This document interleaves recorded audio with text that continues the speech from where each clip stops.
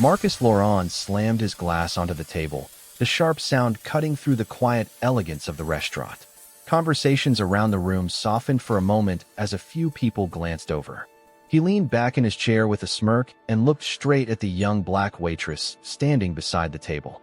"Alors, regardes la," he said to his friends in French, loud enough for them, but not for the rest of the room. "They really hire anyone these days." His friends chuckled.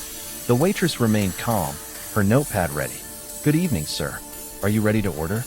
Marcus ignored her question and continued in French, his tone dripping with arrogance. "I wonder if she even understands what we're saying. Probably not. She's just here to carry plates." One of the men at the table laughed. "Marcus, you're terrible." Marcus raised his glass. "Relax. She doesn't understand a word." The waitress stood quietly, writing nothing yet. Marcus leaned forward slightly and said again in French, "Tell her to bring the most expensive wine on the menu. Let's see if she can even pronounce it."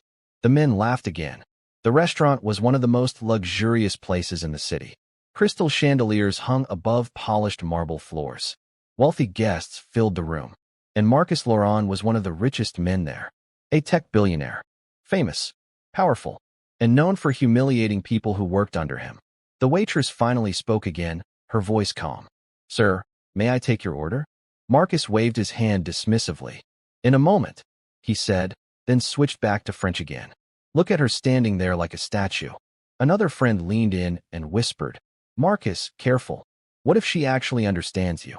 Marcus laughed loudly. "Trust me," he said. "She doesn't." Across the room, a few diners were beginning to notice the tension at the table.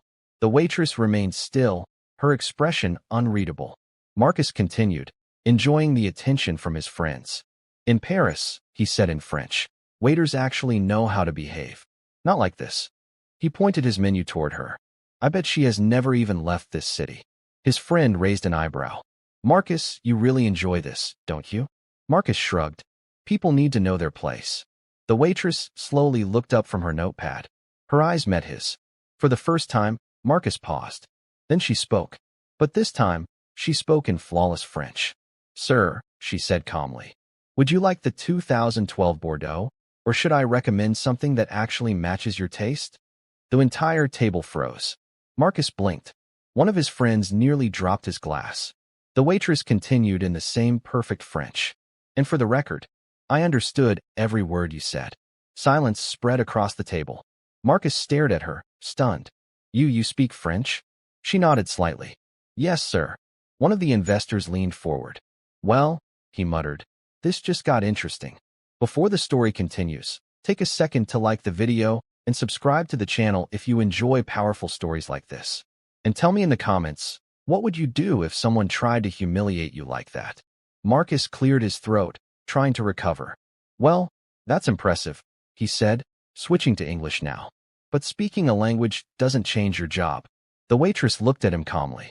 "My job is to serve food," she replied, "not to tolerate disrespect."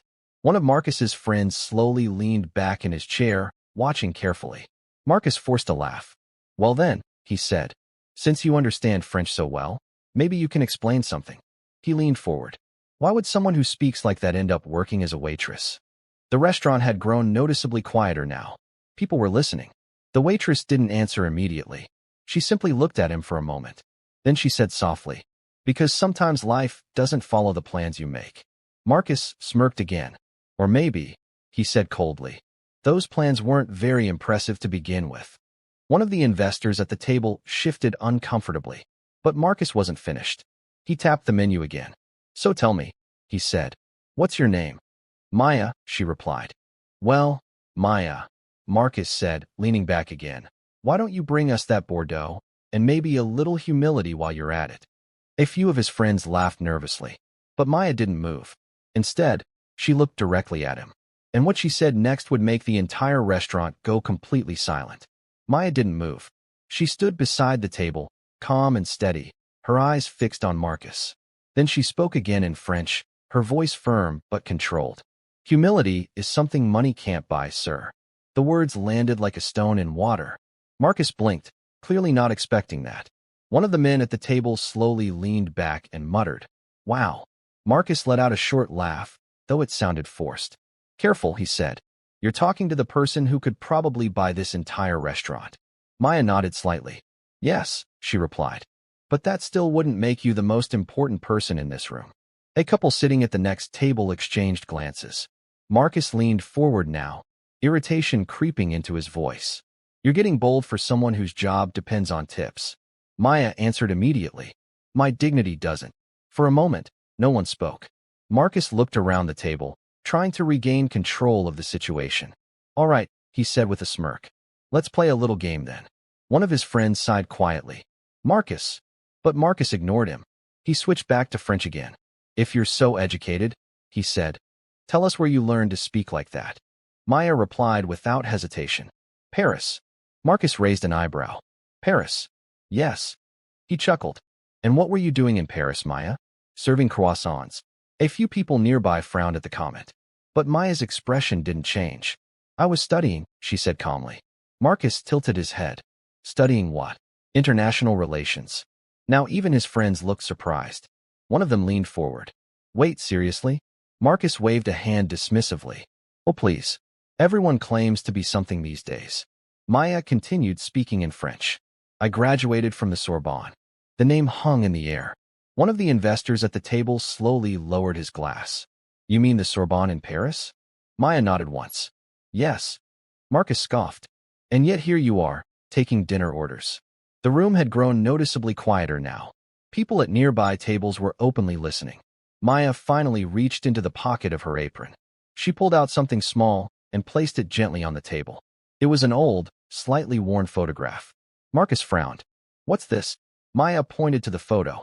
In that picture, she said softly, is my mother. The men leaned closer. The photograph showed a woman lying in a hospital bed, smiling weakly while holding Maya's hand. Maya spoke again, her voice steady but emotional. 2 years ago, she became very sick. Marcus said nothing. I was working at a diplomatic office in Paris when the doctors called. She looked directly at him. They said she might not survive the year. The investors at the table were completely silent now.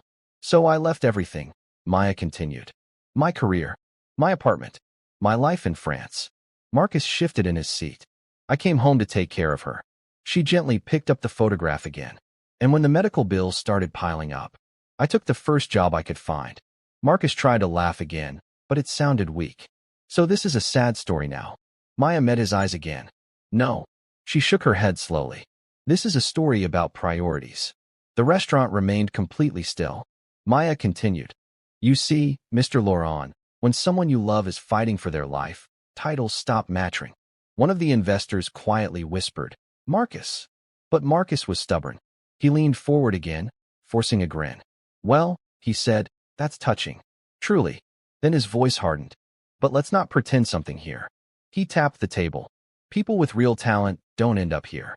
A sharp voice suddenly came from behind him. That's where you're wrong. Marcus turned. Standing a few steps away was the restaurant manager. But he wasn't alone. 2 well-dressed men in suits stood beside him. And the moment Marcus saw their faces, the confident billionaire suddenly went pale. One of his investors whispered under his breath, Oh, this just got very bad. If you're enjoying the story so far, make sure you like the video and comment below. Do you think Marcus deserves what's coming next?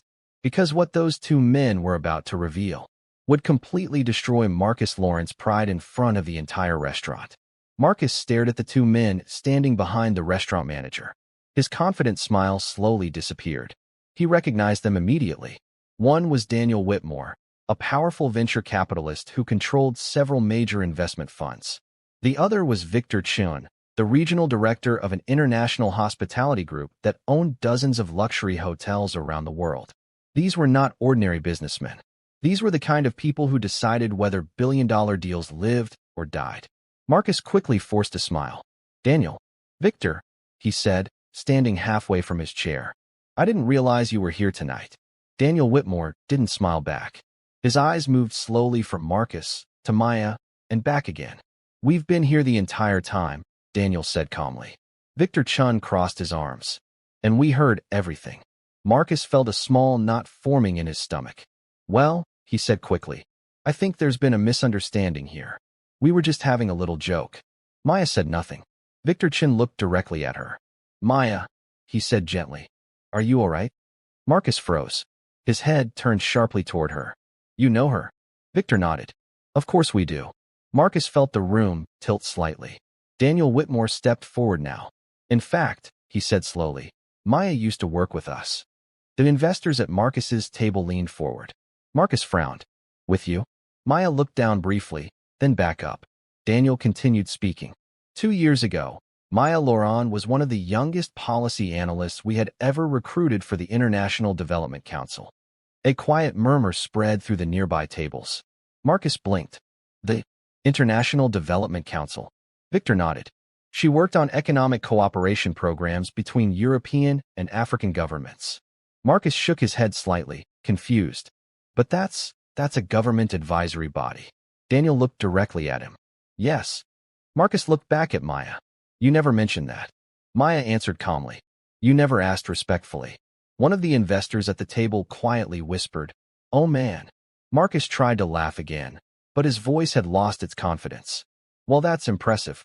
Still doesn't explain why she's serving food. Victor Chen spoke again. I think she already explained that part. The restaurant was completely silent now. Even the kitchen staff had stopped moving. Daniel Whitmore walked closer to the table. You see, Marcus, he said slowly. Tonight was actually the first time Victor and I agreed to meet you in person. Marcus stiffened.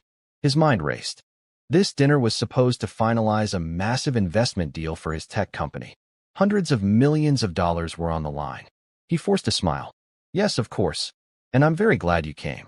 Daniel nodded slowly. We wanted to see something before signing anything. Marcus frowned. What do you mean? Victor answered. Your character. Marcus felt the knot in his stomach tighten. Daniel continued calmly. Money tells us what someone has built. He paused. But how they treat people tells us who they really are. Marcus glanced around the restaurant. Dozens of eyes were now watching him. Daniel gestured slightly toward Maya. And tonight, he said, you made that very clear. Marcus quickly raised his hands. Now hold on a second. We're talking about a waitress here. Victor's voice became cold. No. He shook his head. We're talking about a human being. Marcus opened his mouth, then closed it again. One of his own investors slowly leaned back and muttered, This is a disaster. Marcus turned toward Maya, frustration flashing across his face. Why didn't you say who you were? He demanded. Maya looked at him calmly. Because my job tonight was to serve food. She paused. Not prove my worth. Daniel Whitmore nodded slightly. That's called dignity. Marcus rubbed his forehead, trying to think. All right, he said quickly. Look, I may have gone a little too far. Let's not blow this out of proportion. Victor looked at Daniel, then back at Marcus. You humiliated someone who gave up a global career to take care of her sick mother. His voice hardened, and you laughed while doing it. Marcus could feel the entire deal slipping away. All right, he said quickly, turning toward Maya. I apologize. But Maya didn't answer. Daniel Whitmore stepped forward again. Too late. Marcus looked at him. What do you mean too late? Daniel pulled a document folder from under his arm. Then he slowly placed it on the table. This, he said, was the investment contract. Marcus's eyes widened. But Daniel didn't open it. Instead, he pushed it back toward himself. And what he said next made Marcus Laurent feel something he hadn't felt in years. Fear. If you're enjoying this story so far, don't forget to like the video and subscribe to the channel. And tell me in the comments, should Marcus lose the deal after what he did? Because what happens next will completely destroy his reputation. Marcus stared at the folder like it had suddenly become dangerous. Daniel, let's slow down for a second, he said quickly. We're talking about a misunderstanding during dinner. Daniel Whitmore shook his head. No, he said calmly. We're talking about character. Marcus forced a thin smile. Look, I apologized. Victor Chen leaned forward slightly. You apologized because you realized we were watching. Marcus opened his mouth, but no words came out. Around them, the restaurant remained silent. People were no longer pretending not to listen. Every table was watching the scene unfold. Marcus felt sweat forming at the back of his neck. This deal affects thousands of employees, he said quickly. Are you really willing to throw that away over a conversation with a waitress? Victor's expression hardened. Respecting people isn't optional, Marcus. Daniel slowly slid the contract folder back into his briefcase. We were ready to invest $400 million into your company tonight.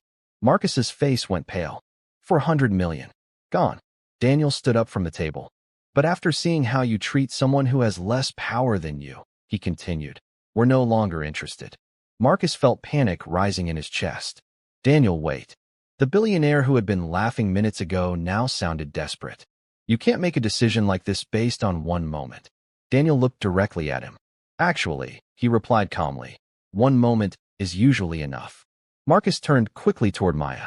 Say something, he said, his voice tight. Tell them this was just a misunderstanding.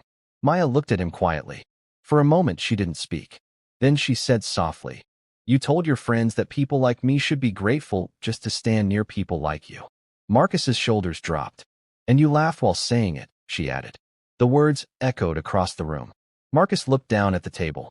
For the first time that night, he had nothing to say. Victor Chin picked up his jacket. We believe success should build people up, he said calmly. Not tear them down. Daniel nodded. We invest in leaders. He looked at Marcus one last time. And tonight you showed us exactly what kind of leader you are. The two men turned and began walking toward the exit. Marcus felt something inside him collapse.